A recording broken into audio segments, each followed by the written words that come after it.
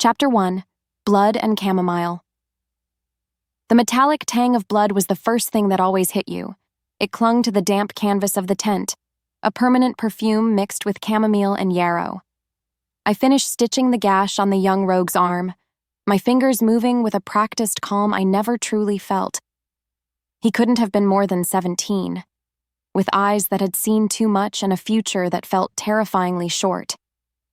He watched my every move, not with fear, but with a kind of weary gratitude that twisted something in my chest. Because of my help, he would live another day. Because of the world we lived in, that day was never guaranteed. My life was a quiet rebellion, fought not with claws and teeth, but with a needle and thread.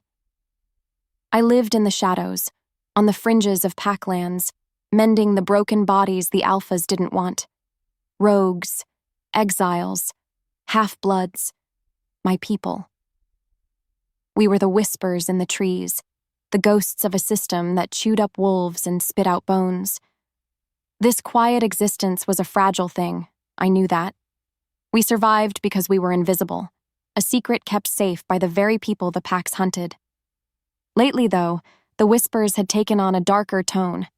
A new fear had crept into our hidden camp, carried on the wind like a sickness. Rumors of an alpha from the Blackmoon pack, a ruthless leader named Kael Rourke. They said he was on a cleansing, hunting anyone with what he called traitor's blood. The phrase made the hairs on my arms stand up. It was a poisoned dart aimed at hearts like mine, a history I couldn't outrun no matter how deep I hid. Because I was one of them. My mother was a traitor, you see, and her only crime was loving the wrong person. After I bandaged the boy's arm, I gave him a weak smile and a small pouch of herbs for the pain. "Rest now, Finn," I murmured. "You'll be fine." He nodded, his young face tight with a pain that went deeper than the wound. He was trying so hard to be brave, just like we all were. Trying to build a life from the scraps the world had left us. Trying to pretend the hunters weren't getting closer every single day. Was it foolish to hope for peace in a world built on power? Maybe. But hope was all we had. That night, a strange chill settled over the forest, one that had nothing to do with the coming autumn. The very air grew still, silent as if holding its breath. I stood outside my small tent, washing the scent of blood from my hands in a bowl of cold water. I looked up at the sliver of moon hanging in the sky, a distant, lonely goddess. It was a lonely life I had chosen, because I believed being alone was safer than belonging to a pack that could betray you. I had seen what pack loyalty did to my family. It destroyed it. Just as I was about to turn in, it came. A howl. Not the familiar call of the rogues who patrolled our borders. This was different. It was a sound that seemed to tear through the fabric of the night, a long, mournful cry full of power and something else. Something that felt like a question. It echoed through the valley, through the trees, and deep inside my bones. It felt like it wasn't just a sound. It felt like it was a name. My name. The howl faded, leaving behind a silence that was somehow more terrifying than the sound itself. And in that quiet, I knew. The time for hiding was over. He was coming. Chapter 2. The Whispering Wolf Control. It was the first lesson my father ever taught me. Control your emotions, control your pack, control your wolf. Without it, an alpha was nothing but a beast. I stood on the training grounds, the scent of sweat and pine thick in the air. Two of my best warriors were locked in a brutal sparring match, a dance of flashing claws and snapping teeth. Their movements were precise, deadly. I watched with a cold, analytical gaze, pointing out every flaw, every moment of hesitation. Weakness was a disease and I was the cure. My words were sharp, my commands absolute. Because I knew our enemies were watching, waiting for a single crack in our armor. My pack, the Blackmoon pack, was the strongest in the region. I had made it that way. I had crushed our rivals, expanded our territory, and enforced a brutal code of loyalty. We were feared, We were respected, and I was utterly alone on a throne built of my own making. At night, when the silence of my quarters pressed in on me, the ghosts of my past would come out to play. The weight of my father's legacy, the choices I had made to secure my power, they were a constant dull ache in my soul. I pushed it all down, burying the guilt under a mountain of duty. An alpha could not afford to feel. But there was one thing I couldn't control: my wolf. For months now, it had been restless, a pacing cage of instinct inside me. It had started whispering a name in the back of my mind, a name that meant nothing to me: Lyra. It came at the oddest times, during council meetings, in the middle of a border dispute, in the dead of night. Just a soft, insistent whisper. Lyra. It was infuriating, a crack in the perfect control I had worked so hard to build. My beta, Marcus, had noticed my distraction, his concerned glances a silent question I refused to answer. I dismissed the warriors with a curt nod, the name echoing in my head again. Lyra. Who was she? Was she a threat? A ghost from a forgotten past? I rubbed my temples, a headache beginning to form behind my eyes. This was a distraction I couldn't afford, especially now. The rogues were becoming bolder, their attacks more frequent. They were a cancer growing on our borders, a testament to the weakness of the packs they'd fled. I would burn them all out, root and stem. I had to, because their very existence was a challenge to the order I had bled for. As I turned to head back to the main lodge, Marcus jogged to catch up with me, his face grim. Alpha, he said, his voice low. The patrol found someone, a trespasser near the southern ridge. This was not unusual. We caught trespassers all the time, but something in his tone made me pause. I stopped and turned to face him fully, my eyes narrowing. And? I prompted, my voice hard. Marcus hesitated for a fraction of a second, and that tiny pause sent a strange jolt through me. My wolf stirred, suddenly alert, listening. Marcus finally met my gaze. We've caught a trespasser, he repeated, his voice tight. Half-blood, female. The words hung in the air between us. Half-blood. Female. It shouldn't have mattered. She was an enemy, a lawbreaker.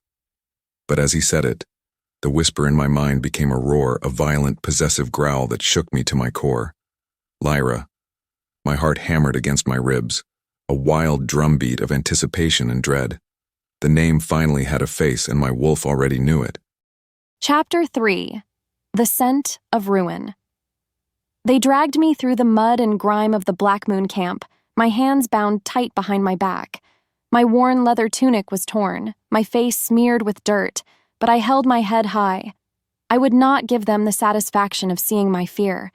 They shoved me forward into a large, imposing lodge that smelled of old wood, power, and death. Warriors lined the walls, their eyes cold and hostile, their glares like a physical blow. But I only had eyes for the man who sat on the carved wooden throne at the far end of the room. The alpha, Kael Rourke. He was exactly as the rumors described, broad-shouldered and powerful, with dark hair that fell over a chiseled, unforgiving face. He radiated an aura of absolute authority, a dangerous stillness that promised violence. But it was his eyes that stole the breath from my lungs. They were the color of molten gold, intense and piercing, and they locked onto me the second I entered the room. A jolt, sharp and electric, shot through me. It wasn't attraction. It was something far more ancient, far more terrifying. It was recognition. And I knew, with a certainty that chilled me to the bone, that I was looking at the son of the man who had ordered my mother's execution. He was the heir to my family's destruction. He was the face of my lifelong pain. He was the reason I was an outcast, a rogue, a ghost hiding in the shadows. The air crackled with a tension so thick I could taste it. My survival instincts screamed at me to run, to fight, to do anything but stand here before him. But a cold, hard fury rose up to meet my fear, turning my spine to steel. I would not cower before him.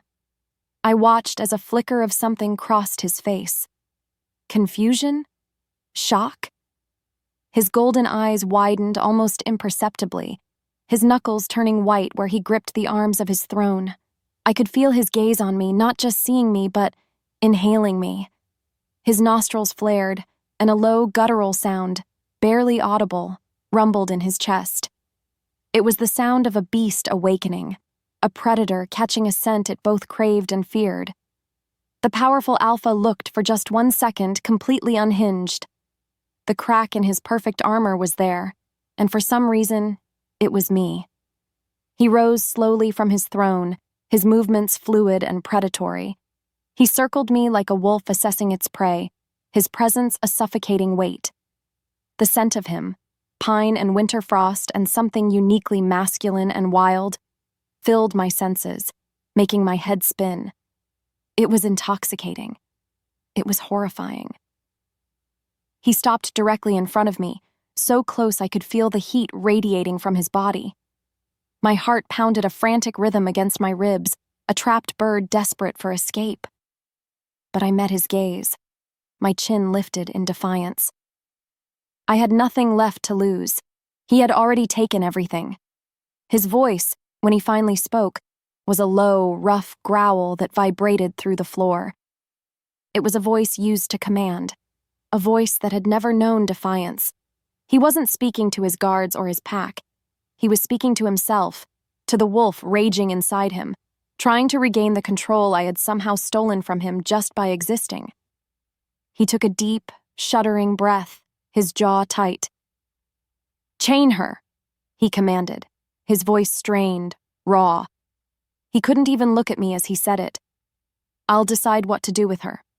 Tomorrow." Chapter 4. The Dungeon and the Spark. The dungeon was a place of cold stone and colder silence.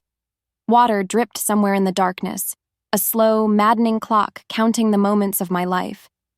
A single bar of moonlight cut through a high, narrow window, painting a silver stripe across the damp floor. My wrists were raw from the iron cuffs that chained me to the wall, but I barely felt the sting. My anger was a fire that kept the cold at bay, a stubborn flame refusing to be put out. I was a prisoner, yes, but I was not broken. Because to break would be to let him win, and I would rather die. He came every night. Kael, the alpha. He would descend the stone steps alone, a lantern in his hand casting long, dancing shadows that made him look like a monster from some dark fairy tale. He never touched me. He would just stand there, just beyond the reach of my chains, and the questions would begin. Where were the rogue camps? How many were there? Who were their leaders? His voice was a low growl, laced with an impatience that grew with every passing night. And every night, I gave him the same answer. Silence. My silence infuriated him. I could see it in the tightening of his jaw, the way his golden eyes seemed to burn in the lantern light. He was a man used to getting what he wanted, a king in a kingdom where his word was law.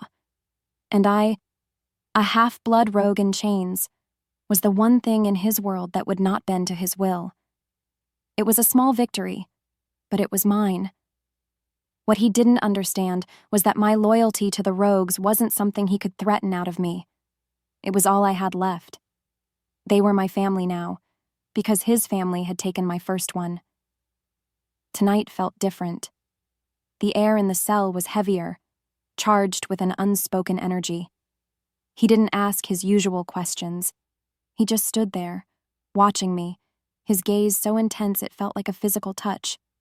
He had brought a tray of food, bread and cheese and a cup of water. He did this every night, a strange gesture of care that felt completely at odds with the cold iron around my wrists.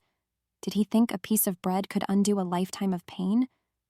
I hadn't touched any of the food he'd brought before, but thirst was a powerful enemy. I finally reached for the cup of water, my movements stiff. "Why do you do this?" I asked, my voice raspy from disuse. "Why bring me food yourself? Do you enjoy watching your prisoners suffer?" He didn't answer right away. He just watched my fingers tremble as I lifted the cup. "I do it because even traitors deserve water," he finally said, his voice flat. A bitter laugh escaped my lips. "A tyrant like your father, pretending to have honor," I spat, the words full of venom.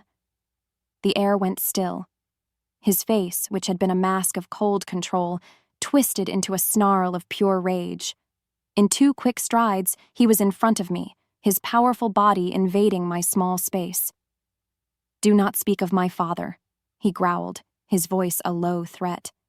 He reached out, his hand moving to grip my shoulder, to shake me, to silence me. But in his anger, he misjudged the distance.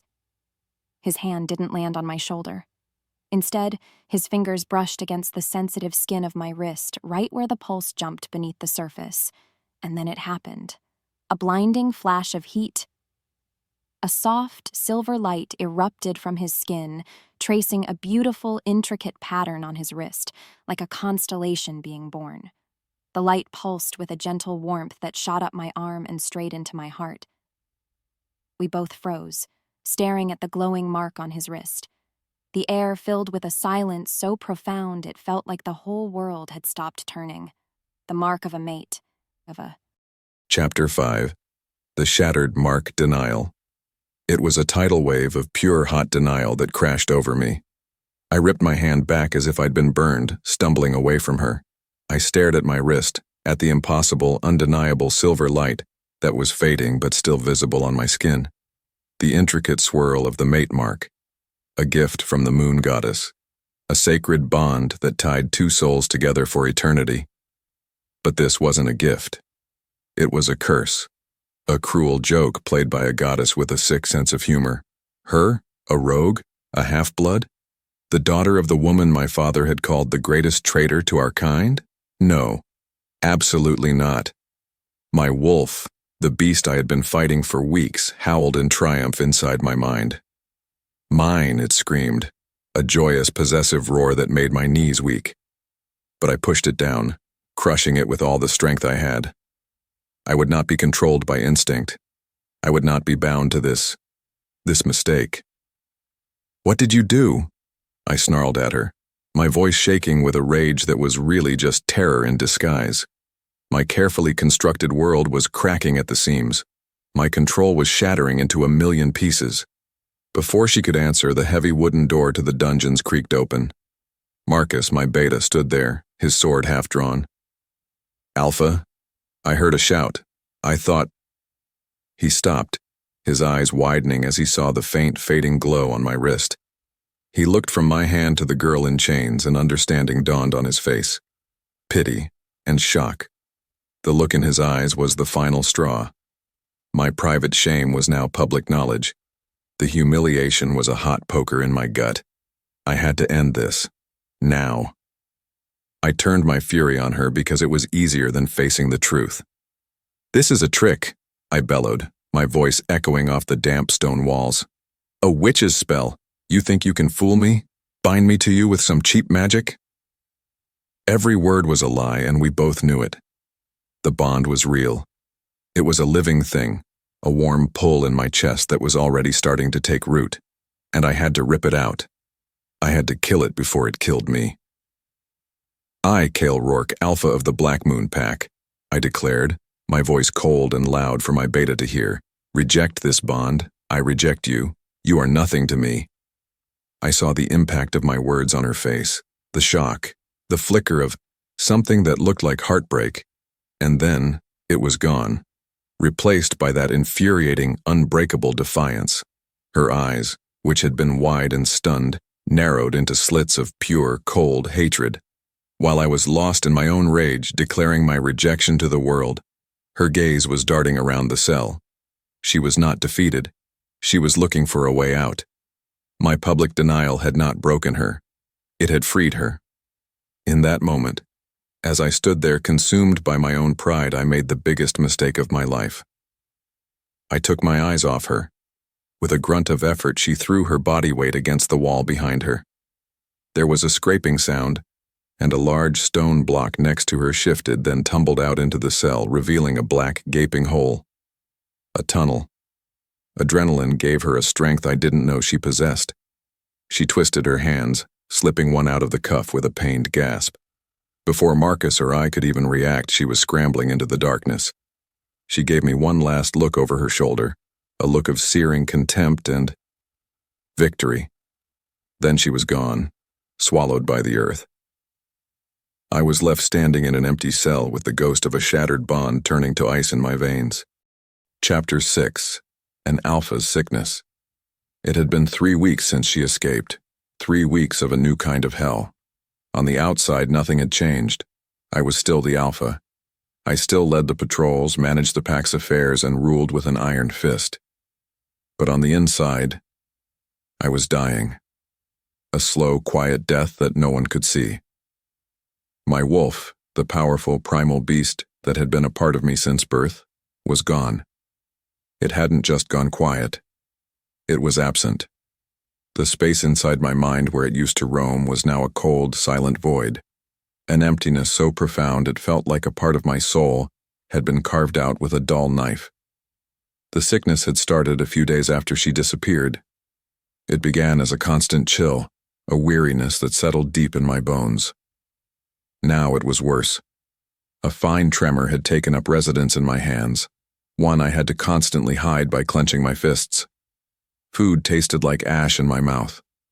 Sleep offered no escape, only nightmares of golden eyes filled with hatred and a silver light shattering into dust. I felt hollow, weak, and I hated it more than anything I had ever hated in my life, because an Alpha could not be weak. The pack depended on my strength, and if they ever saw this decay, it would be the end of everything I had built.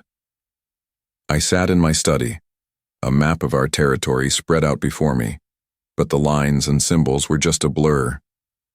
I was supposed to be planning a new strategy to hunt down the rogues to find her, but all I could feel was a phantom ache in my chest, a constant, dull throb right where the mate bond should have been. I had rejected it, I had shattered it, but some part of it remained, a poison shard working its way deeper into my heart.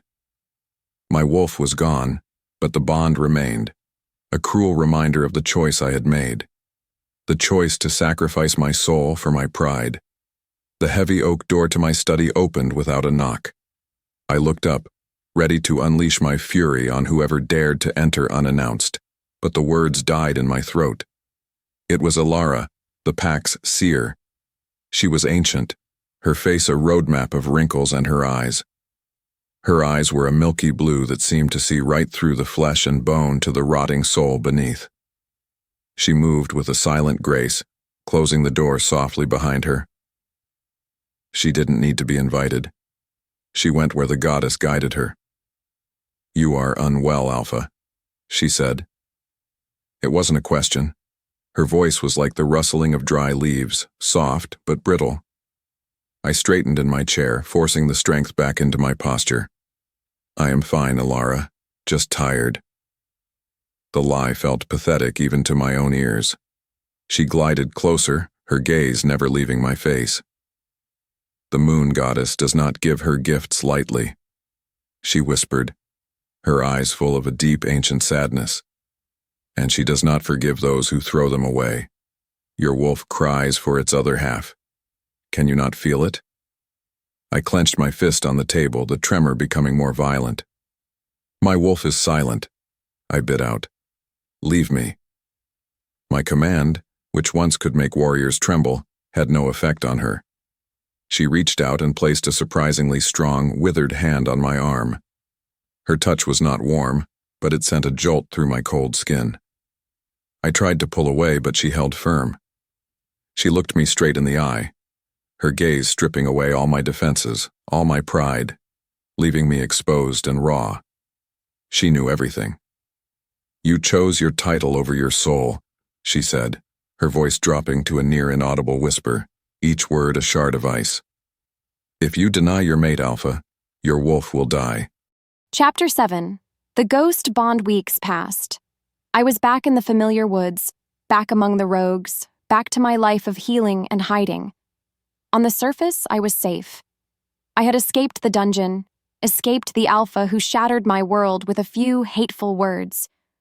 but I wasn't free. Something had followed me from that cold stone cell. A ghost. A phantom that lived under my skin and spoke in a language of silent, borrowed emotions. It was the broken bond. A tie that was meant to be a beautiful, sacred thing had been twisted into a channel for his pain. Some days, a wave of crushing loneliness would hit me so hard I'd have to grip a tree to keep from falling. It wasn't my loneliness. Mine was a familiar, quiet ache.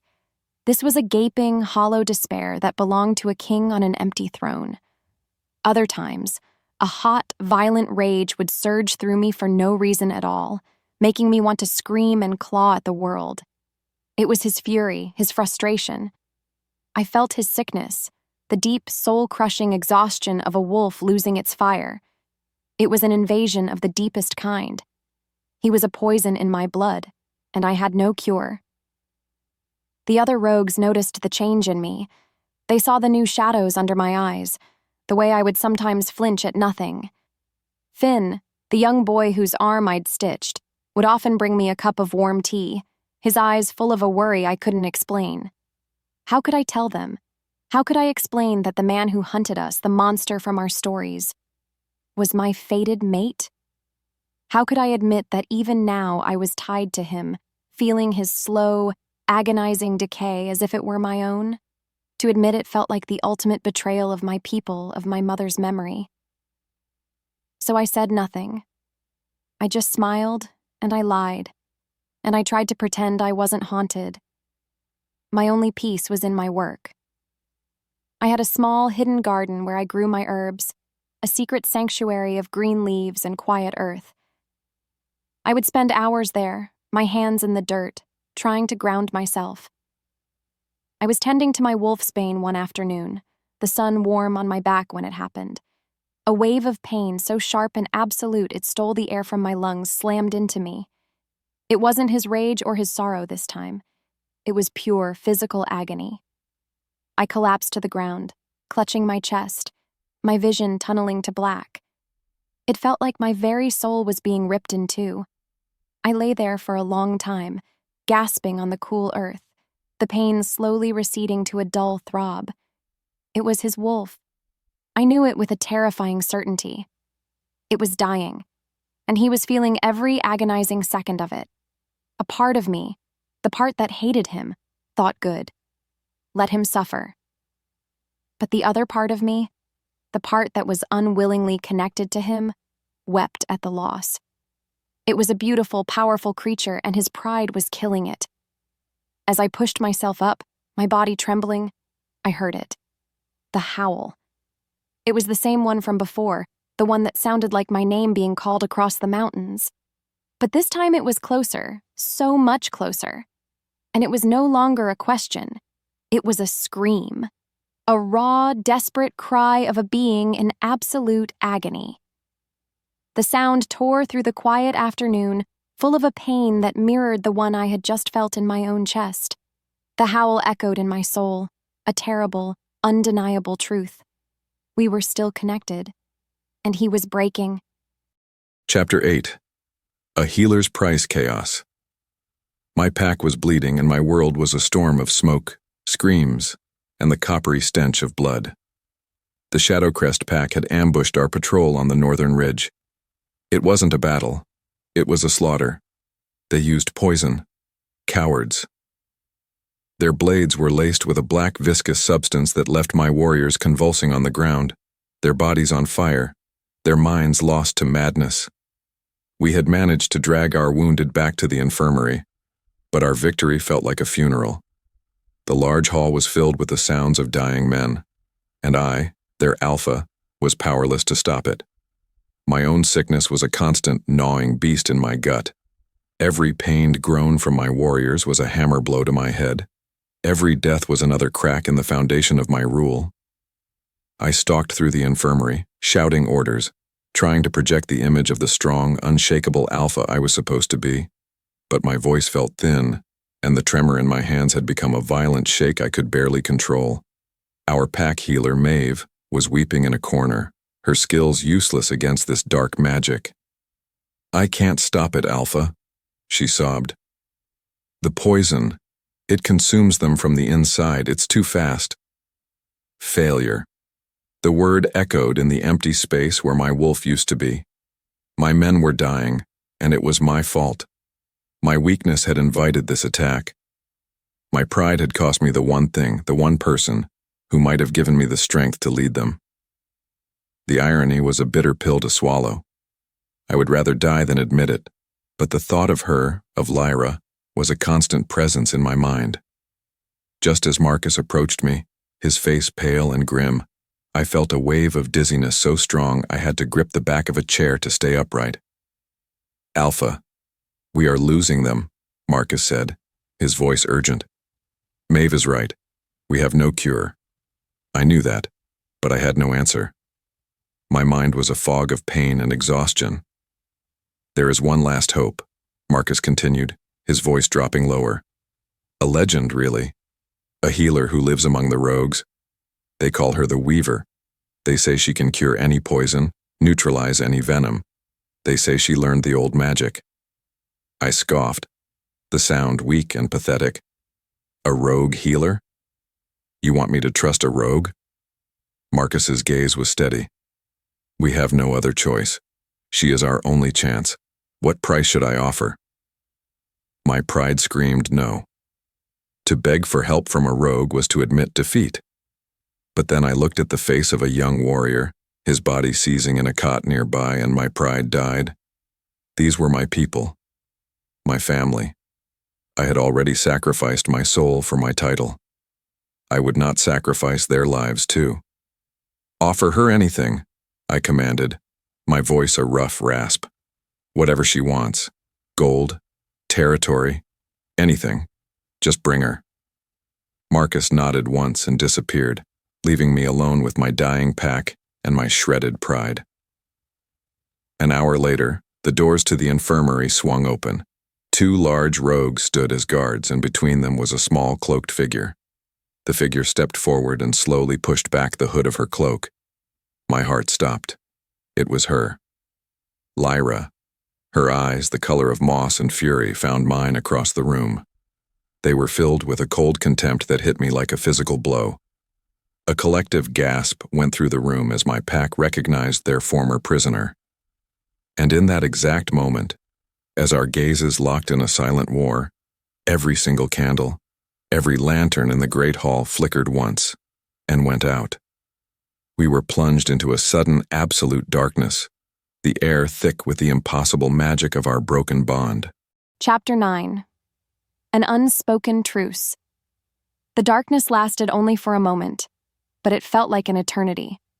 In that black, silent space, there was nothing but the frantic beating of my own heart and the searing intensity of his gaze, which I could still feel on me like a brand. Then, warriors scrambled to relight the lanterns, and the infirmary was once again filled with a flickering orange glow. The silence that followed was heavy and suffocating. Every eye was on me. The wolf I had once seen as a boy, Finn, and another rogue, Jax, stood protectively behind me, their hands resting on the hilts of their knives. They were my guards, my only allies in this den of wolves who saw me as nothing more than a traitor. Kael stood frozen in the center of the room, his face a storm of emotions I couldn't begin to decipher. Shock, guilt, desperation, and something else. A raw, hungry longing that made the ghost bond ache in my chest. I ignored him. I had made a deal. A life for a life. I would save one of his warriors for every day I had spent in his dungeon. It was a bargain made of pure spite, and he had been desperate enough to accept it.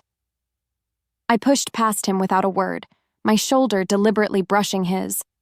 A jolt of electricity shot between us, making us both flinch.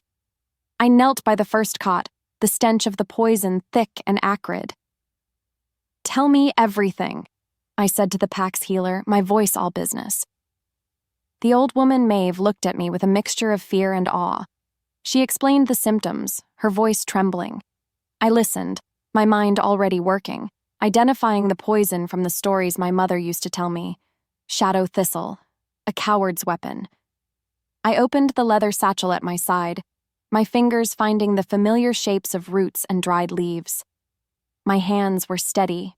My purpose was clear. I would show this mighty alpha what a rogue half-blood could do. For hours, I worked. I moved from cot to cot, a whirlwind of focused energy. I crushed herbs, mixed poultices, and forced foul-smelling liquids down the throats of dying men. I didn't think about the alpha watching my every move. I didn't think about the bond that hummed between us, a low, constant vibration of pain and awareness. I only thought of the lives in my hands. I saw not Blackmoon warriors, but sons, brothers, fathers. I saw the reflections of my own people, the rogues I cared for. Pain was pain. Life was life. My mother had taught me that a healer's duty was to mend what was broken, no matter who it belonged to. He never left. The entire time, Kael stood in the shadows, watching me. His presence was a constant pressure against my back. I could feel his gaze as I stitched a wound, as I whispered calming words to a delirious warrior. I could feel his world shifting on its axis. He was seeing me, really seeing me, for the first time. Not as a prisoner, not as a traitor, but as a healer, as someone who created life in the face of death.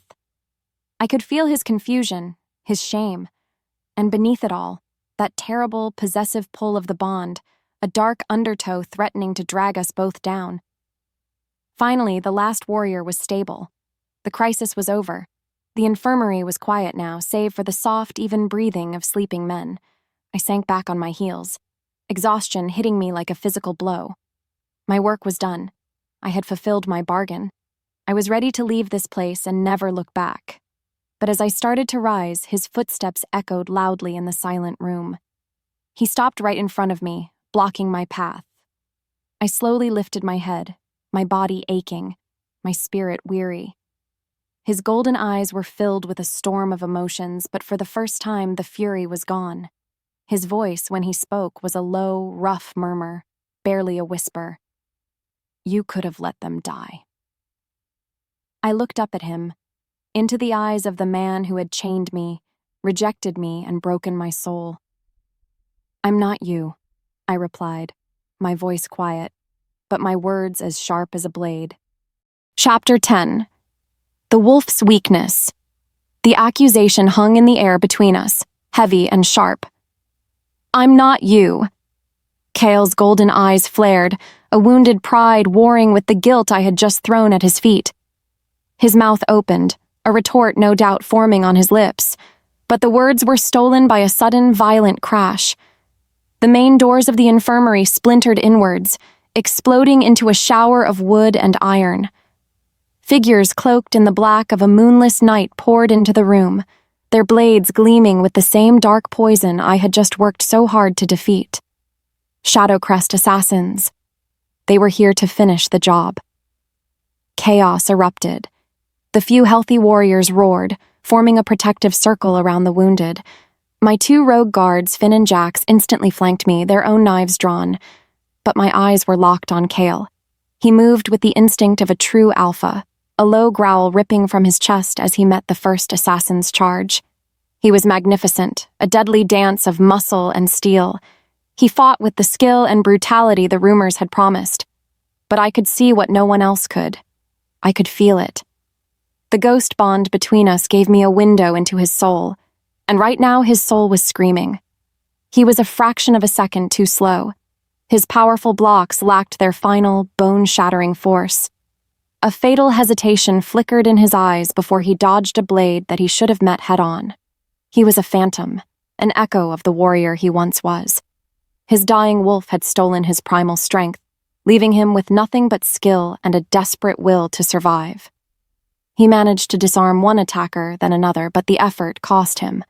A sheen of sweat coated his brow, and his breath came in ragged gasps. He was fighting on fumes, and the assassins were starting to see it too. They pressed their attack, sensing the weakness in the mighty alpha. It happened so fast. He drove his elbow into the face of one assassin, sending him staggering back. But the move left him open. Another attacker lunged, and Kael stumbled, not from a blow, but from a sudden violent wave of sickness that buckled his knees.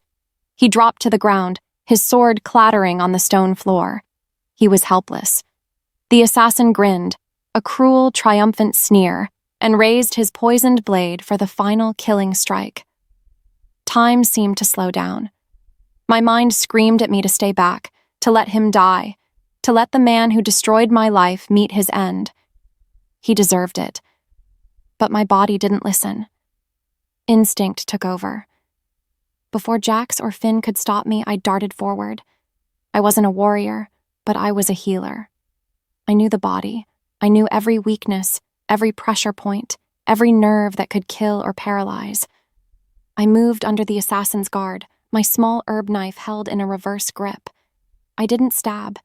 I just jabbed, the hard pommel of the knife striking a precise point just below his ear. The man's eyes went wide with shock, his body went rigid, and he crumpled to the floor unconscious. The infirmary fell silent for a heartbeat. I knelt beside Kael, my hand hovering over his chest.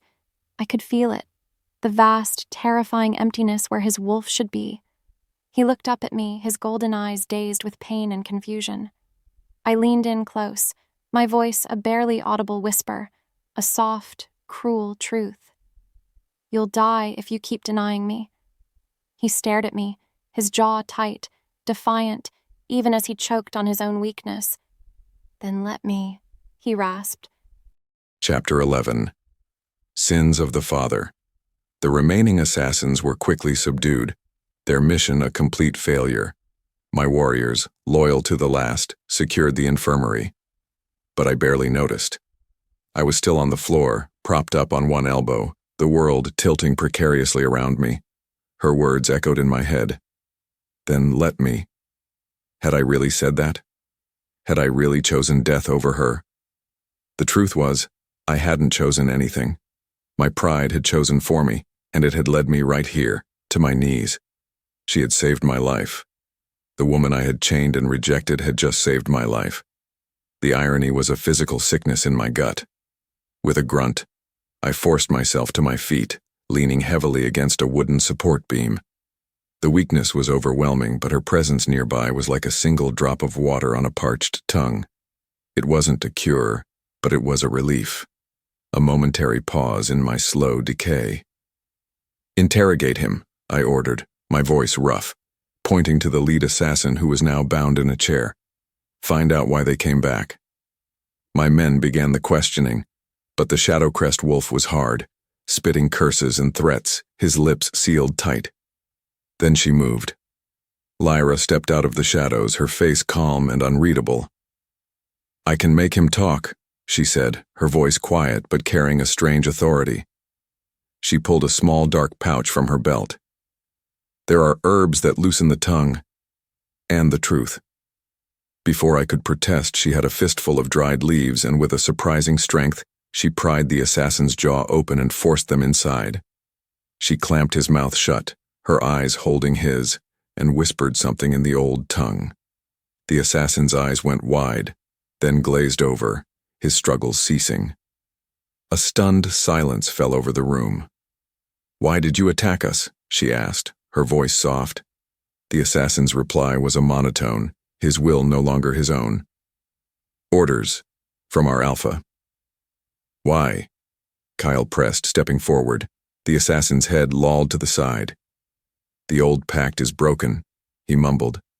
"Your father made a pact with ours years ago, a deal. Blood for power." A cold dread washed over me. I had no idea what he was talking about. "What pact?" I demanded. The assassin took a rattling breath. "Your father. He wanted to secure his rule. There were obstacles. Members of his council who stood against him. He paid us to remove them." My blood ran cold. The great betrayal. The story I had been told my whole life. It was all a lie. The assassin wasn't finished.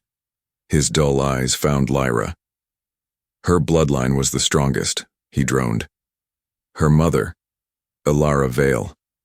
She was the last one. Respected, powerful. She had rogue blood, and she wanted to unite the outcasts with the pack. Your father saw her as a threat to his pure-blood rule.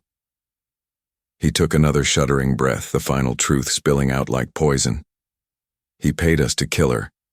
He paid us to make it look like a rogue ambush. He framed her as a traitor. And we silenced anyone who knew the truth. The world stopped. Every sound, every breath, every heartbeat in the room ceased to exist. All I could hear was a roaring in my ears.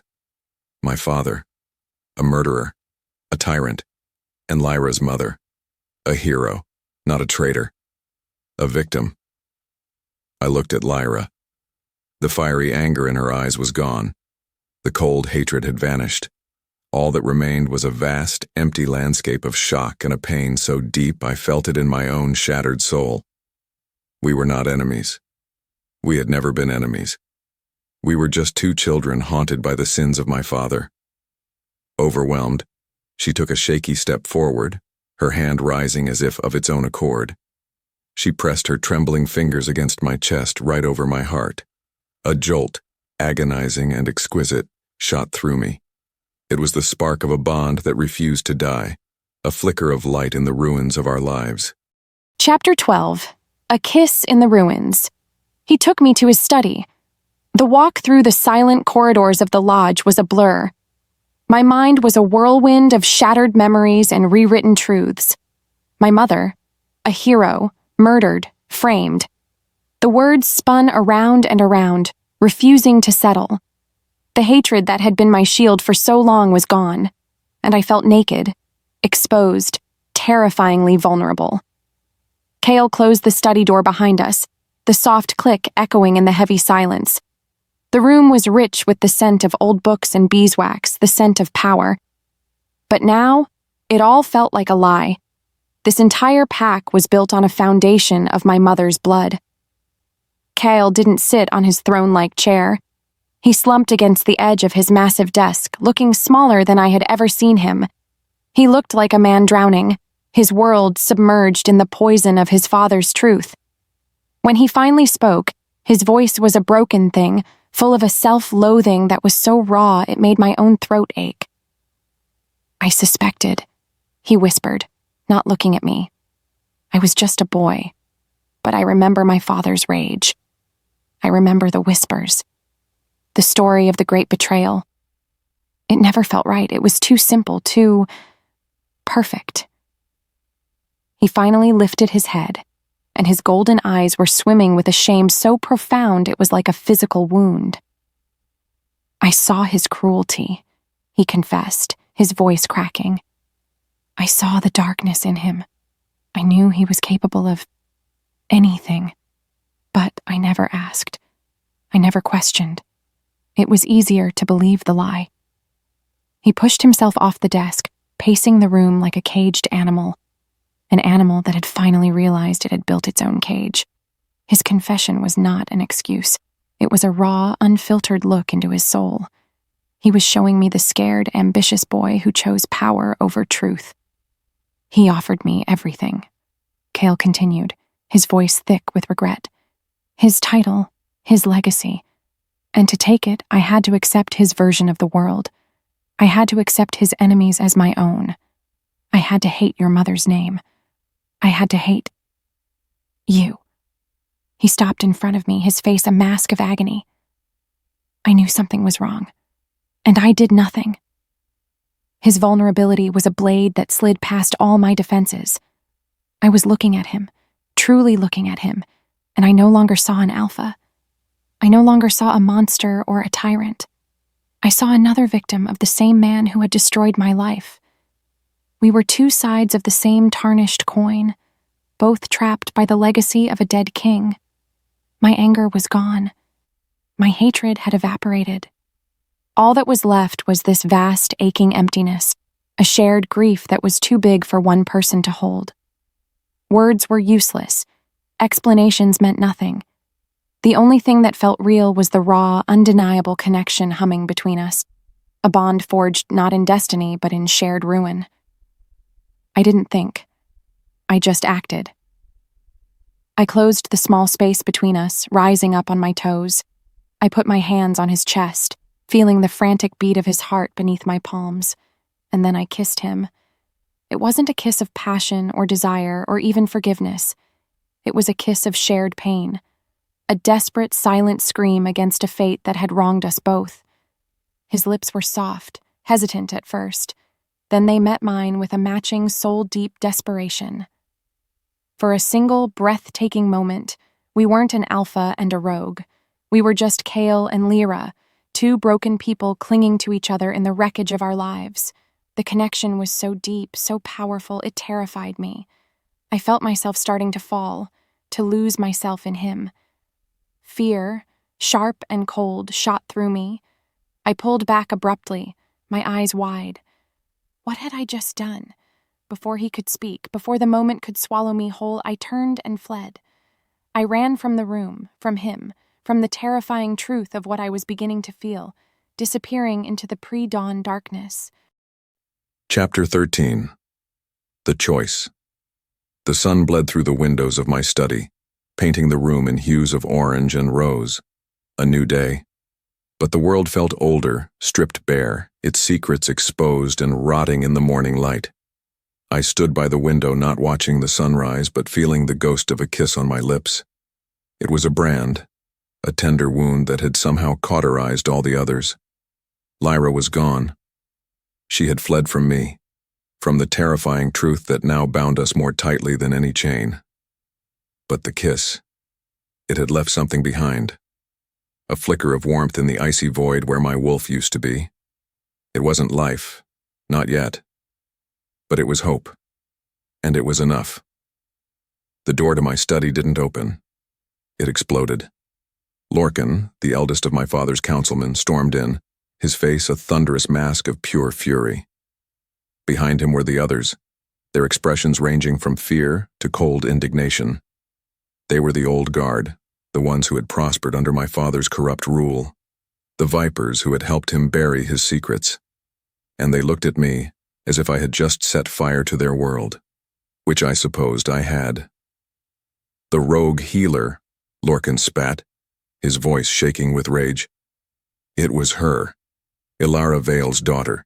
You brought her into the heart of our pack. You let her stand in this very room. They knew. Of course they knew. The truth was a plague, and they were terrified of the infection. She saved the lives of 24 of our warriors, I stated, my voice dangerously calm. Lives our own healer could not. Lorcan slammed his fist on my desk. She is a threat. If she tells the other packs what she knows, if she reveals the truth about the betrayal. You mean the truth about my father's murders? I countered, my words sharp and cold. A shocked silence fell over the room. The vipers stared at me, their fear now palpable. They had never heard anyone speak of the old alpha with anything but reverence. The girl must die, Lorcan finally said, his voice a low hiss. It is the only way to ensure our stability, to protect your father's legacy and the honor of this pack. He was talking about protecting their own necks. I looked at their faces, at the craven fear behind their blustering authority. I had spent my entire life upholding this system, this legacy of lies. I had poisoned my own soul to protect their secrets, all for a title, all for a throne that now felt like a cage of bones. The warmth from Lyra's kiss, that tiny spark of hope, suddenly blazed into a roaring fire of conviction. I knew what I had to do. I stood up straight, and though my body was weak, my spirit felt stronger than it ever had. The sickness was still there, a cold weight in my gut, but for the first time, it was not the heaviest thing I carried. My shame was heavier. My regret was heavier. No, I said. The word was quiet, but it landed with the force of a physical blow. I will not touch her. She is under my protection. Lorcan's face turned purple with rage. He took a step closer, his eyes narrowing into slits. You would betray your pack? He sneered, his voice dripping with contempt. You would throw away your birthright? For a half-blood witch? I looked at the old wolf, at the embodiment of everything that was rotten in my world. I thought of Lyra in chains. I thought of her saving my men. I thought of her kiss, a moment of pure truth in a life built on lies. The choice was not a choice at all. It was the only path forward. I met his gaze without flinching, and my voice was as cold and final as a winter grave. "I once caged her for my pack," I said slowly, letting the words sink in. "Now, I'll burn my pack for her." Chapter 14. Hunted by his own. My feet pounded against the forest floor, the rhythm a frantic match for my heart. Run. That was the only thought in my head. Run from him, run from the truth, run from the terrifying softness I had felt when I kissed him. The forest was my home, a sanctuary of tangled roots and whispering leaves. But now, it felt like a trap. Every shadow seemed to hold a memory of his face. Every gust of wind seemed to carry his scent. The bond, now awakened by that shared, desperate moment, was a live wire inside me, humming with an energy that was both terrifying and wonderful. I hated it. I wanted it. I was a mess of contradictions, a healer who didn't know how to mend her own broken heart. I had been running for what felt like hours when I heard him. Footsteps, heavy and fast, closing the distance behind me. I didn't have to look back. I knew it was Kael. I pushed myself harder, my lungs burning. But he was faster. A hand closed around my arm, and I was spun around, coming to a halt against his hard chest. "Lyra, stop," he pleaded, his voice ragged. He looked awful. The exhaustion was etched deep into his face, but his golden eyes burned with a new, fierce determination. "I'm not here to capture you," he said, his grip on my arm surprisingly gentle. "I'm here to warn you." I tried to pull away, but he held firm. "The council knows everything," he said, his words coming in a rush. "They know who you are. They know you know the truth about my father." He took a deep breath, his gaze locking with mine. "They demanded your execution. I refused. I stood against them." My heart stuttered. He had chosen me. Over his pack, over his legacy. The fool. The absolute, noble fool. "They are hunting you now, Lyra," he said, his voice dropping to a desperate whisper. "They won't stop until you're dead. You have to disappear. You have to run where they can never find you." Just as the weight of his words settled on me, a sound cut through the air. A sharp thwip followed by a thud. An arrow, black-fletched and deadly, embedded itself in the trunk of a tree right next to my head. We both froze. Then another, and another. We were surrounded. Figures in the familiar dark leather of the Blackmoon warriors stepped out from behind the trees, their bows drawn, their faces grim and determined. And leading them was Marcus. Kael's beta, his second in command, his friend. The look on Kael's face was one of pure, soul-shattering betrayal. "Marcus," he breathed, his voice full of disbelief. The beta's face was a mask of stone, his eyes filled with a cold, hard duty that overrode any personal loyalty.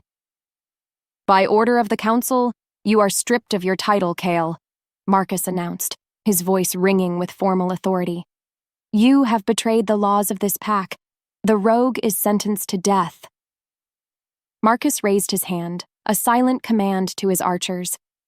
This was it. Kael didn't hesitate. He shoved me behind him, shielding my body with his own, and drew a long, wicked-looking dagger from his boot. "You'll have to go through me," he growled. The fight was a blur of chaos and desperation. We were hopelessly outnumbered. But Kael fought like a cornered animal, a fallen king with nothing left to lose. He created an opening, a path through the trees. "Run!" he yelled, and together we ran, leaving his pack, his life, and his betrayal behind us, the sounds of the hunt echoing in our wake as we plunged deeper into the wild unknown. Chapter 15. The Mark reignited. We ran until our lungs burned and our legs gave out. The sounds of pursuit grew fainter, finally fading into the oppressive silence of the deep woods. Kael, weakened and bleeding from a gash on his arm, finally stumbled, and we collapsed together at the base of a crumbling stone wall. We had found a ruin, an ancient temple long since reclaimed by the forest. Ivy choked the walls, and a massive oak tree grew through the center of what might have once been a great hall. Moonlight streamed through the collapsed roof, illuminating old faded carvings of the moon goddess on the remaining stones. The air here was different. It was still, heavy, and sacred. For now, we were safe. We were a pathetic sight. A fallen alpha and a rogue healer, both wounded, both exhausted, both stripped of everything we once were. I tore a strip of cloth from my tunic and began to clean the cut on his arm. He watched me, his golden eyes soft in the moonlight, full of 1,000 emotions I couldn't name. The silence between us wasn't awkward. It was full. Full of the truths we now shared, the dangers we now faced, the bond that hummed between us. No longer a ghost, but a living, breathing entity. He reached up, his fingers gently brushing a stray lock of hair from my face. His touch was electric, a jolt of warmth that had nothing to do with magic, and everything to do with him. "I'm sorry," he whispered, his voice rough with emotion. And I knew he wasn't just sorry for the wound on his arm. He was sorry for the chains, for the rejection, for his father's sins, for the lifetime of pain his name had caused me. "I know," I whispered back. And I did. I saw the truth of his regret in his eyes. In this sacred, broken place, there was no room for the hatred that had defined me for so long. There was only him, and me, and the undeniable truth that we were in this together. The space between us vanished. The pull was too strong to fight anymore, a gravitational force drawing two broken souls together. His lips found mine, and this time, there was no hesitation, no fear. It was a kiss of fierce, desperate claiming, a kiss that said, "You are mine," in the face of a world that was trying to tear us apart. It was a raw, passionate collision of love and grief, a promise made in the ruins. We shed our torn clothes, our bodies mapping the geography of each other's scars, both visible and invisible. We came together not just as lovers, but as two halves of a single, wounded soul seeking to be made whole. It was more than just a physical act. It was a spiritual sealing of our fates, a prayer. As our bodies moved together, I felt the bond between us surge, a roaring fire where there had once been only embers. The silver mate mark on his wrist flared to life, a brilliant, beautiful light that pulsed with every beat of our hearts, bathing the ancient temple in its ethereal glow. For a moment, he felt whole. I felt it, a surge of my life force, my strength flooding into him, pushing back the cold sickness. But afterwards, as we lay tangled in each other's arms, the moonlight tracing patterns on our skin, I saw the truth in his eyes. The light in his mark faded back to a dull gleam. The warmth in his skin began to cool. The sickness, though lessened, was still there. The deep, hollow void of his absent wolf remained. Our love, our bond, had sealed our souls together, but it had not been enough to heal the wound his rejection had caused. It wasn't that simple. A terrible, cold resolve settled in my heart.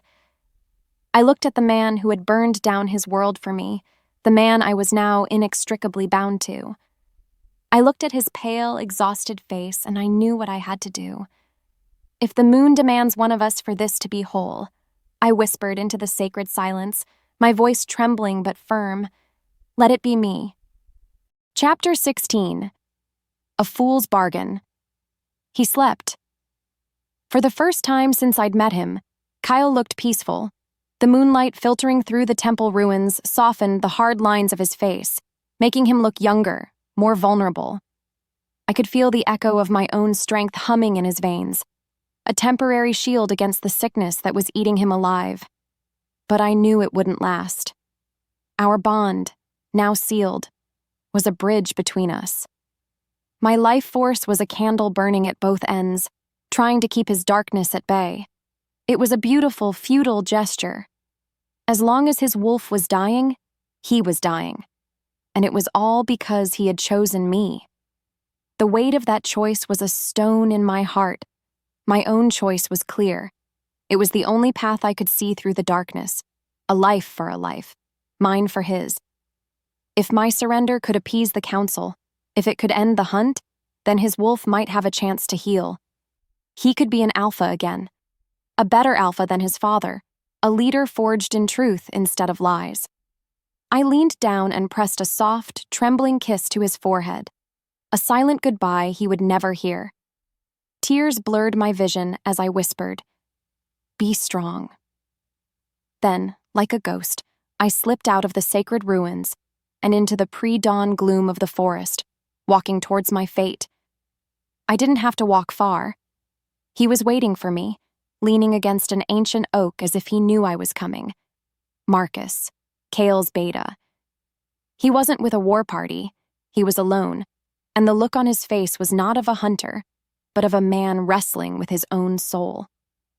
"I thought you might do something like this," he said, his voice low and full of a strange sadness. "You love him." It wasn't a question. I didn't deny it. "Let him go, Marcus," I pleaded, my voice steady despite the frantic beating of my heart. "The council's fight is with me, not him. I'll surrender. I'll do whatever they want. Just promise me he will be safe." He looked at the ground, a muscle twitching in his jaw. "Lorcan and the others? They are mad with fear," he said. "They will hunt him to the ends of the earth as long as he is tied to you. A fight will only get him killed."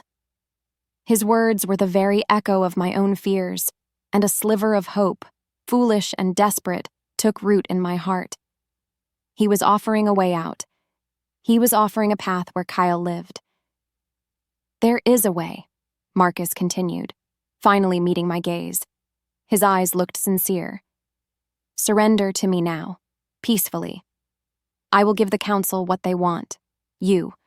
In return, I will use my influence to protect Kael. I will ensure he is spared, and when the chaos dies down, I will help him reclaim his place." A deal. A simple, terrible bargain. My life for his. It was everything I had hoped for. I looked into his eyes, searching for the lie, for the trap. All I saw was a wolf torn between his loyalty to the pack's laws and his history with the man he once called brother. It was a conflict I could understand. Believing it was the only way, I nodded once. "I agree." Relief washed over his face. "You've made the wise choice," he said softly, pulling a rope from his belt. I held out my hands, my heart aching with a strange mixture of terror and peace. I had saved him. The moment the rope tightened around my wrists, the forest came alive. A dozen Blackmoon warriors melted out of the shadows, their faces hard and merciless, their weapons drawn. It had been a trap all along. My blood ran cold. The flicker of honor I had seen in Marcus's eyes was just a reflection of my own foolish hope. He had played me perfectly. As they began to drag me away, I looked back at him, my voice choked with betrayal. "You'll protect him? You promised." Marcus's face was once again a mask of cold, hard duty, his moment of conflict gone. "The pack will be protected from his weakness," he replied, his voice devoid of all emotion. And in that moment, I knew. Kael was never safe. I hadn't saved him. I had just doomed us both. Chapter 17. Alpha in Chains. I woke with a gasp, a sudden jarring coldness seeping into my bones. The warmth was gone. Her warmth. The space beside me on the cold stone floor was empty. A frantic primal fear, colder than any sickness, seized me. "Lyra?" I called out, my voice rough, but the only reply was the rustling of leaves in the wind. Her scent lingered in the air, a faint trail of chamomile and courage, but it was already fading, carried away from the temple. She was gone. She had left me. The thought was a physical blow, but a deeper instinct told me she hadn't abandoned me. She had done something stupid, something noble, something that was going to get her killed. Panic gave way to a surge of adrenaline so powerful it momentarily burned away my weakness. I scrambled to my feet, my senses straining, catching the direction of her fading scent. I ran. I pushed my body harder than I ever had, ignoring the screaming protest of my muscles, ignoring the gnawing emptiness in my soul. Fear was the fuel, the fear of losing her, the one good, true thing in my miserable life. I burst through a thicket of ferns and into a small clearing, and my world came to a screeching halt. I saw her, chained, surrounded by my own warriors, my own beta, my own friend. My vision turned red. The world narrowed to a single point of focus. Marcus, holding the rope that bound her, the last dying ember of my wolf, the part of me that had been silent for weeks, roared to life with a final desperate burst of fury. It was a pure, suicidal rage. I didn't think. I didn't plan. I just attacked. I was a whirlwind of motion, a fallen alpha with nothing to lose, and for a glorious, terrible moment they were not prepared for my fury. I slammed into the first warrior, my dagger finding a gap in his armor. I disarmed another, using his own momentum to throw him into a third. I was fighting for her, for my mate, and the bond, however broken, sang with a terrible, beautiful power. But it wasn't enough. It was never going to be enough. I was one wolf, a sick and weakened wolf, against a dozen of my own elite. My desperate rage was a fire that burned hot and fast, and it burned out just as quickly. My movements became sluggish. My lungs burned. The sickness, which had been held at bay by adrenaline, came crashing back. A warrior slammed the hilt of his sword into the back of my knee, and I went down. They were on me in an instant, a crushing weight of bodies and leather and steel. They disarmed me, bound my hands, and forced me to my knees. I had failed. Just as they finished securing my chains, another figure stepped into the clearing. Lorcan. He walked with a smug, triumphant swagger, a vulture coming to pick at the bones of a lion. He looked from me to Lyra, his lips curled into a satisfied sneer. "Well, well," he said, his voice dripping with condescending pity. The mighty Alpha, brought to his knees by a rogue witch. A pathetic sight. He circled me, then stopped in front of Lyra. "You have caused so much trouble. It is time we made an example of you both. A lesson for any who would dare defy the council." He turned to one of the warriors. "Begin with him," he commanded. "Let her watch." Before I could process the order, a whip cracked through the air. It was laced with silver, and the pain that erupted across my back was a fire from hell, a white-hot agony that stole the breath from my lungs. I cried out, a raw, animal sound of pure pain. And through the haze I heard her scream my name. I forced my head up, my vision swimming, and met her gaze. Her eyes were wide with terror, and a pain that mirrored my own. And in that shared moment of hell I saw her mouth the words, a silent vow that echoed in my soul. "If you die, I die too." Chapter 18. All is lost. The journey back to the Packlands was a waking nightmare, a blur of humiliation and searing pain. They paraded us through the center of the camp, the two traitors, the fallen Alpha and his rogue mate. The faces of my pack were a mixture of shock, confusion, and fear.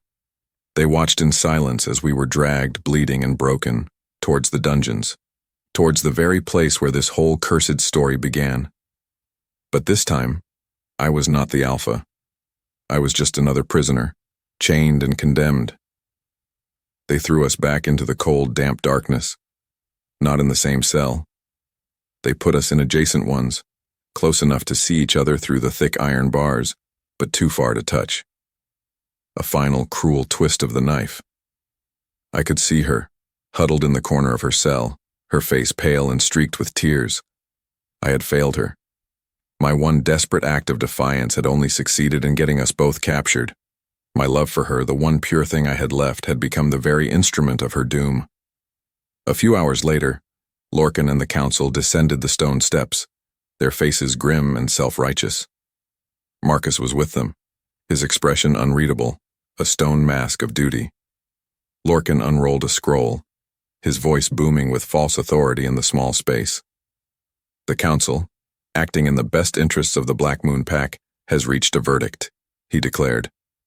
Lyra Vale, the half-blood rogue, is found guilty of treason and witchcraft.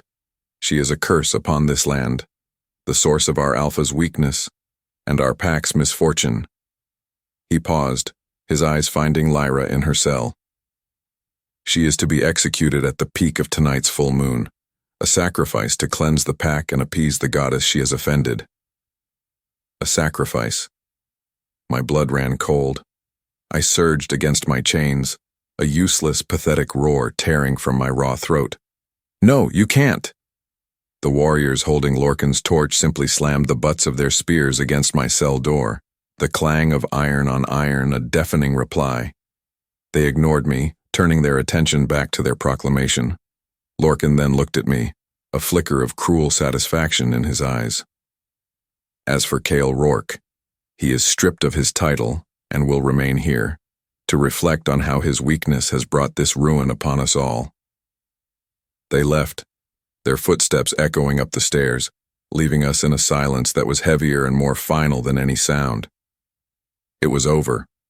All of it. Our fight, our love, our desperate hope for a future. It had all turned to ash. I looked at Lyra, at the woman who had burned her way into my soul, and I saw utter despair reflected in her eyes. I had nothing left to offer her. No strength, no power, no hope. The last dying ember of my wolf, the one that had roared to life in that final futile battle, was now gone for good. The sickness came rushing back, a tidal wave of ice and agony. This was the end. Our love had not saved us. It had only made our fall that much more painful. I pressed my face against the cold bars of my cell, trying to get closer to her. I tried to say her name, to offer some final word of comfort, but my voice was gone, lost in the crushing weight of my failure. All I could do was watch her, my heart breaking with every shuddering breath she took. Through the high dungeon window, I saw the moon begin to rise, but it wasn't the pure silver light of a normal full moon. A shadow was creeping across its face, staining its light a deep, terrifying crimson. A blood moon. An eclipse. A sign of ultimate despair. As the red light filled our cells, I felt a final, agonizing tear deep inside my soul, as if the last remnants of my wolf were being violently ripped from my body forever. My vision narrowed to a single point, her face. And then, the world faded to black. Chapter 19. The Revelation. The world was painted in blood. The light from the eclipsed moon bled through the high dungeon window, washing the stone walls, the iron bars, and Kael's unconscious form in a deep, terrifying crimson. My own death was only hours away. The pack that hated me was waiting to sacrifice me on an altar of lies.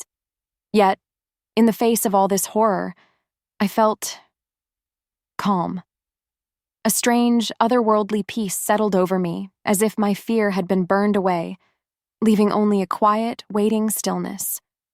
My body felt heavy, anchored to the cold floor, but my spirit felt light, untethered, ready to float away on the red tide. And then, it did. The dungeon dissolved. The stone and iron melted away into a field of silver grass that seemed to stretch into infinity, bathed in the gentle, pure light of 1,000 full moons. I stood not as a prisoner, but as a soul, stripped of my fear and my anger. Before me, a figure began to form, woven from the moonlight itself. It was a woman, ancient and ethereal, with eyes like nebulas and a presence that was both overwhelmingly powerful and profoundly gentle. The moon goddess. She did not speak with a voice, but with a feeling, a wave of pure understanding that washed over me, calming the last of my mortal terror. "You are afraid?" the feeling communicated. "You believe your love has doomed him." A vision flooded my mind. I saw Kael as a small boy, standing in the shadow of his tall, cruel father. I saw the hardness settling into his heart like a slow-growing poison, a shield against a world that taught him love was a weakness. I saw him take the Alpha's title, the weight of his father's lies settling on his shoulders like a shroud. He was not born a monster. He had been carefully, deliberately crafted into one. His soul was tainted, not by his own evil, but by the inherited sins he was too afraid to question. The vision faded, leaving me once again in the silver field with the goddess. His soul had to be broken, she communicated, her understanding flowing into me like a river. The man he was could not lead the pack into the new dawn. The pride, the legacy, the lies, they had to be burned away, and fire requires a crucible. She showed me another vision. Me, in chains. Me, defying him. Me, healing his men. Me, kissing him in the ruins. Every moment of our shared pain, every conflict, every touch, was a part of a larger divine design. I wasn't his curse. I was his cure. Then, the final earth-shattering truth settled into my soul, a whisper that rewrote my entire existence. It was the answer to the question that had haunted me from the very beginning. You were never his prisoner, the goddess revealed, her presence a comforting, absolute warmth. You were his penance. His suffering at my hands, his loss of control, his shattered pride, it was all a necessary judgment, a trial by fire to cleanse him of his father's legacy and his own willful ignorance. Our pain was not a punishment. It was a purification. A gasp tore through me, and my spirit slammed back into my body with a jolt. I was back in the dungeon. The blood-red light of the eclipse was at its peak, bathing me in its intense crimson glow. Kael was still unconscious in the cell next to mine, his chest barely rising and falling. Nothing had physically changed, but everything was different. The despair that had crushed my heart was gone, replaced by a powerful, electrifying sense of purpose. My love for him wasn't a mistake. It wasn't a weakness that had led us to ruin. It was the entire point. It was the fire. And it was time to burn the old world down. Chapter 20. The Luna rises. The vision had reforged me. I was no longer a victim waiting for the executioner's blade.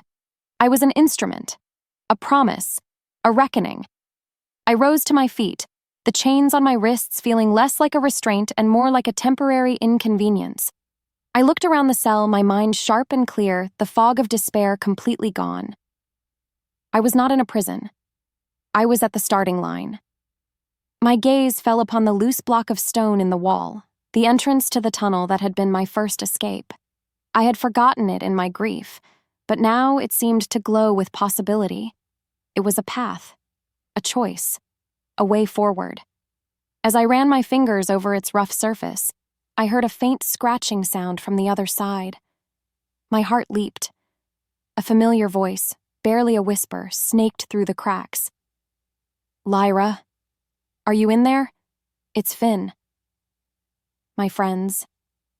They hadn't abandoned me. While I had been lost in my vision, they had been working, fighting for me. A wave of love and gratitude so powerful it almost brought me to my knees, washed over me. With renewed strength, I helped them from my side, pulling and scraping at the heavy stone until it finally tumbled free, revealing the dark, narrow passage. Finn and Jax scrambled through, their faces etched with worry. They expected to find me broken, weeping, a lamb for the slaughter. Instead, they found a wolf. I met their gaze, my own eyes hard with a resolve they had never seen before. We have to get you out of here, Jax whispered, glancing nervously towards the dungeon entrance.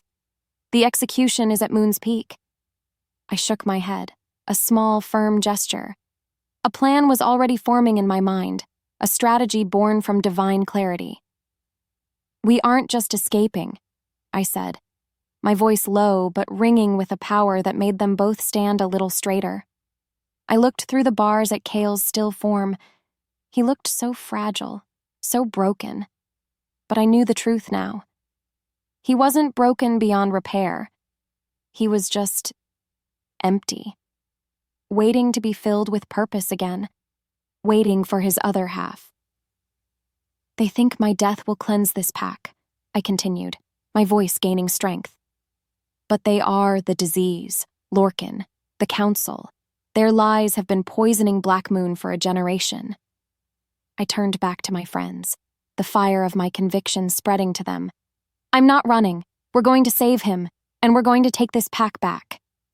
Finn's eyes widened, a flicker of fear quickly replaced by a dawning of awe. Jax, ever the pragmatist, just nodded slowly, a grim smile touching his lips. He had seen enough of the pack's cruelty to know I was right. They led me into the tunnel, into the cool, damp earth. When we emerged, it was into a forest bathed in the eerie, blood-red light of the dying eclipse. Waiting for us in a hidden glade was a small, determined group of rogues. The ones I had healed. The ones I had fed. The ones I had called my family. They were armed with scavenged blades and makeshift bows, their faces a mixture of desperation and loyalty. When they saw me, a murmur went through the crowd. I stood before them, not as a frightened girl, but as a leader. The crimson moonlight caught in my eyes, and for a moment they seemed to glow with a faint silver light. I was no longer Lyra, the rogue healer. I was the Luna, and my pack was waiting. Chapter 21. A stirring in the void consciousness returned not as a rush, but as a slow, painful crawl out of a deep, dark abyss. The tearing agony in my soul was gone. The violent sickness had receded. All that was left was a vast, hollow calm, an emptiness. I felt like a house that had been gutted by fire, leaving only the charred, empty shell behind. I pushed myself into a sitting position, my movements slow and weak. My eyes adjusted to the dim red light, and the first thing I saw was her cell. It was empty. The door was still locked, but she was gone. A cold, familiar despair washed over me. They've taken her. The thought was a dull, blunt instrument against my already broken heart. They had taken her to be sacrificed, and I was too weak, too pathetic to even watch her die. I was nothing. A failed alpha. A failed mate. An empty vessel waiting to be discarded. I slumped against the cold stone wall, ready for the end, ready for the darkness to take me again, this time for good. I closed my eyes, a single hot tear tracing a path through the grime on my cheek. But as I surrendered to the despair, something shifted. A tiny, impossible flicker of warmth bloomed in the center of my chest. It was faint like the light of a distant star, but it was there. It was her. I could feel her. Not the phantom pain of the broken bond, but her presence, her strength, her resolve. It was a beacon, a signal fire lit in the dead of night. She wasn't dead. She wasn't a victim being led to slaughter. She was fighting. The scene shifted, my mind's eye seeing not the dungeon, but a hidden clearing in the woods. Lyra stood before a small ragged army of rogues and Blackmoon warriors. My warriors.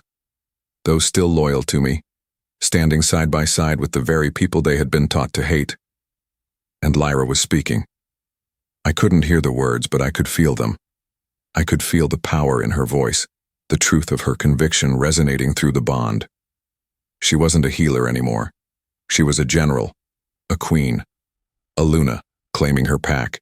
She was rallying them, uniting them, forging them into an army with the sheer force of her will. She spoke of my father's sins. She spoke of her mother's honor. She offered them not a future of dominance and fear, but one of unity and respect. A home for everyone. The vision was so clear, so powerful, it felt more real than the stone walls around me. This was her purpose. This was our purpose. To destroy the old world and build a new one from the ashes. She was not my weakness.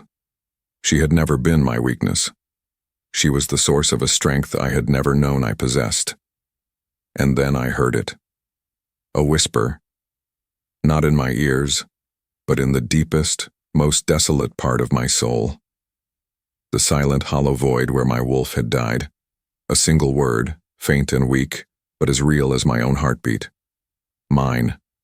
My breath hitched. It was a ghost, an echo, a dream.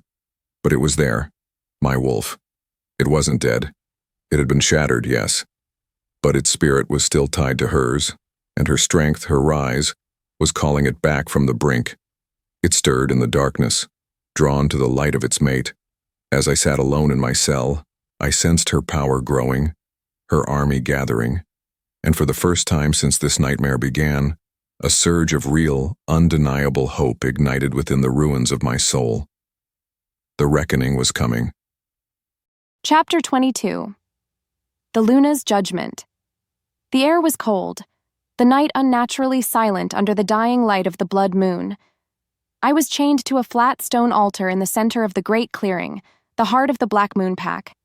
Hundreds of wolves, my captors, surrounded me, their faces grim and uncertain. Lorcan stood over me, a ceremonial silver dagger in his hand, its polished surface reflecting the crimson sky. He was giving a grand speech, his voice booming with false piety. He spoke of cleansing the pack, of purifying our lands from my curse, of honoring the traditions of his great alpha. He was painting my murder as a holy act. I met his gaze, my heart calm, my spirit filled with the goddess's purpose. I was not afraid. I was the crucible, and the fire was coming. Just as he raised the dagger high, its tip aimed at my heart, a sound split the night. A deep, mournful cry from a war horn. My war horn. On cue, the forest erupted. Rogues and loyal Blackmoon warriors burst from the trees, a chaotic, unified wave of fury and steel. The battle began. The pack was thrown into confusion, fighting their own brothers, unsure who was the traitor and who was the hero. In the chaos, Lorcan lunged for me, his face twisted in a desperate snarl. But I was ready. My fingers, nimble from years of stitching wounds, worked at the simple iron lock on my chains with a small, sharp stone I had palmed. The lock clicked open. I was free. At that very same moment, miles away in the dungeon, Kael was fighting his own battle. I could feel him through the bond, a surge of desperate, raw power. He was breaking his chains, breaking his door, breaking out of the prison that had held him. He was coming for me. I dodged Lorcan's clumsy strike, grabbing a fallen warrior's short sword. I was not a fighter, but the goddess was with me, guiding my movements. I held him at bay, my small blade against his, a rogue healer standing against a corrupt lord. "Your reign of lies is over," I declared, my voice ringing with a power that was not my own. He laughed, a harsh, ugly sound. "A rogue will never rule this pack," he roared, and with a powerful shove, he sent me stumbling backward. I fell, the sword skittering away from my grasp. He was on me in an instant, the silver dagger raised again. This was it. I closed my eyes, a silent prayer on my lips, but the killing blow never came. I heard a guttural roar of pure animalistic rage, and a body slammed into Lorcan, throwing him aside. I opened my eyes. It was Kael. He stood over me, a protective shield, his back to the enemy, his golden eyes filled with a love so fierce it stole my breath. He had made it. Lorcan, recovering, saw his chance. Kael was weak, his back turned. He lunged, the silver dagger aimed straight for Kael's heart. "No!" I screamed. But Kael didn't move to defend himself. He just looked at me, a small, peaceful smile on his lips. He was choosing me, even in death. Just as the blade was about to strike, I threw myself forward, covering his body with my own. He immediately twisted, covering me in turn. A desperate, selfless dance of sacrifice. Our bodies collided, his hand covering my heart, mine covering his. In that moment of pure, selfless love, a willingness to die for the other, the bond between us did not spark. It detonated. A wave of pure, blinding silver light erupted from our joined bodies. It was not a fire that burned, but a light that judged. It washed over the entire clearing, silent and absolute. The light seared Lorcan and the two councilmen beside him, the ones most steeped in his father's lies. They screamed as their corruption was turned to ash, their bodies disintegrating into motes of dust. The light then washed over the rest of the pack, a gentle warmth that soothed the fighting and cleansed the fear from their hearts. It poured into Kael a rushing river of life and magic. And then, as quickly as it came, the light faded, leaving a stunned, absolute silence in its wake. The blood moon was gone. The curse was broken. The old order was dead. Chapter 23. Aftermath. The silence was the first thing I noticed. The ringing in my ears from the explosion of light faded, leaving behind a profound, holy quiet. The air smelled clean, like the world after a thunderstorm, and I felt whole. The cold, gnawing sickness was gone. The hollow void in my soul was gone. In its place, a roaring, joyful fire burned bright. My wolf was back, not as a whisper, not as a ghost, but as a living, breathing part of me, perfectly fused with my spirit, stronger and purer than it had ever been. I was on the ground, the hard earth beneath me, but I felt like I was floating. Lyra's arms were around me, her heart beating a frantic, steady rhythm against my ear. We were alive. Slowly, I pushed myself up, helping her to her feet. We stood in the center of the clearing, the epicenter of a miracle. The battle was over. The pack warriors and the rogues were no longer fighting. They were standing in stunned, separate groups, staring at us with wide, fearful, awe-filled eyes. They had all witnessed it, a divine judgment, the goddess's will made manifest, and they were all looking at one person. Not me, the alpha they had once feared, but at her, Lyra, the rogue healer who had faced down a tyrant, the fated mate who had brought forth a miracle. She was the one who held the power. Marcus stepped forward from the ranks of the pack warriors. He walked slowly, his eyes fixed on Lyra. He stopped a few feet away, his face a mask of profound shame and dawning reverence. Then, he dropped to one knee, bowing his head low. "Luna," he said, his voice thick with emotion. One by one, the other Blackmoon warriors followed his lead, kneeling in the dirt. Then, across the clearing, Finn and Jax and the other rogues knelt too. They were not kneeling to an alpha.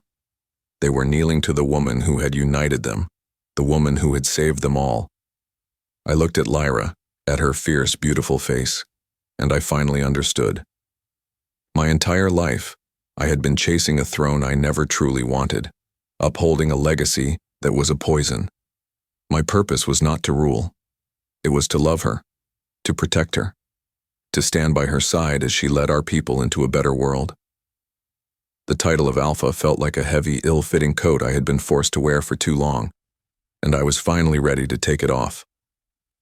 I took her hand, its warmth a comforting anchor in my new reality, and faced the kneeling crowd. "There is no more Blackmoon pack," I announced, my voice clear and strong, filled with the power of my restored wolf. "And there are no more rogues." A murmur went through the crowd. "From this day forward, we are one pack, the Lunar Moon Pack, united in honor, not in fear." I then turned to face Lyra, my heart overflowing with a love so immense it felt like it could reshape the world. I knelt before her, before my mate, my savior, my queen. "I am not your alpha," I said, my voice full of a joy and relief I had never known. "I am your shield, your protector, your warrior. I follow you, now and always." Later, after the chaos had settled and the long process of healing had begun, we found a moment alone as the true dawn broke. She looked at me, her eyes full of a soft, wondering light. I reached out and gently brushed a smudge of dirt from her cheek. I thought back to the beginning, to the dungeon and the chains and the arrogant, broken man I had been. "You were never my captive," I whispered, the words a sacred vow, the final and most important truth of my life. "You were my freedom." Chapter 24. The new moon rises. 6 months later, the world was reborn. The camp that had once been a place of rigid order and quiet fear was now filled with the chaotic, vibrant sounds of life. The scent of pine and wood smoke mingled with the unfamiliar, welcome aroma of dozens of different cooking fires. Children, some pack-born, some rogue-born, chased each other through the village square, their laughter a testament to the new world they were building. The old dark lodge had been repurposed into a great hall for feasting and councils, its oppressive throne replaced with a large, round table where every voice could be heard. The lunar moon pack was thriving, a messy, beautiful, and sometimes difficult fusion of two worlds into one. Lyra stood on the porch of the small cabin they had built near the lake, watching the activity. A council meeting had just ended. She led them not with commands, but with questions and compromise. She was a healer, after all, and she knew that the deepest wounds required patience to mend. She had created a new council made up of both her most trusted rogues and the most honorable of the old Blackmoon warriors, with Marcus, quiet and deeply humbled, serving as her most loyal advisor. She was a different kind of leader, and the pack was stronger for it. Kael came up behind her, wrapping his strong arms around her waist and resting his chin on her shoulder. He no longer wore the heavy formal leathers of an alpha, but the practical armor of the pack's head enforcer. He had found his true calling not in ruling, but in protecting. He led the patrols, trained the new recruits, rogue and pack-born together, and stood as a quiet, unshakable guardian at Lyra's side. The haunted look was gone from his golden eyes, replaced by a calm, steady peace.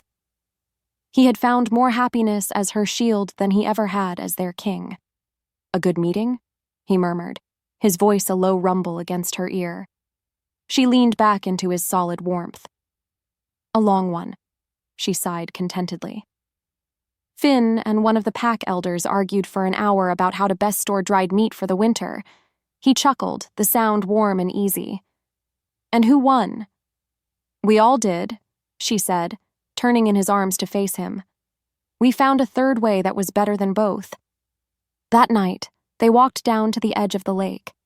A brilliant full moon hung in the inky black sky, painting a shimmering silver path across the still water.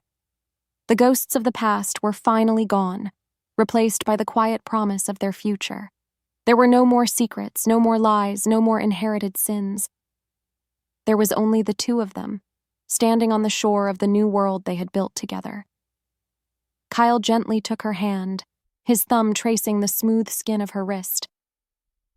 "It's time," he said softly. She nodded, her heart swelling with a love so pure it felt like a prayer. There was no ceremony, no grand declarations. There was only the quiet intimacy of two souls who had been through the fire and come out whole. He lifted her hand to his lips and, with a tenderness that belied his immense strength, he gently pressed a single fang into her skin. It was not a bite of possession, but a willing gift, a taste that said, "I am yours." A soft, silver light bloomed on her wrist, a beautiful, swirling mark of her own. Then she took his hand, her own mark glowing in the moonlight, and did the same, a gentle press of her tooth against his skin. His mark flared in response, a matching silver light. They stood there, their marks glowing in the darkness, a matched set. Not a brand of fate, not a scar of penance, but a promise freely given, a choice freely made. And above them, in the vast, quiet beauty of the night sky, the moon goddess smiled.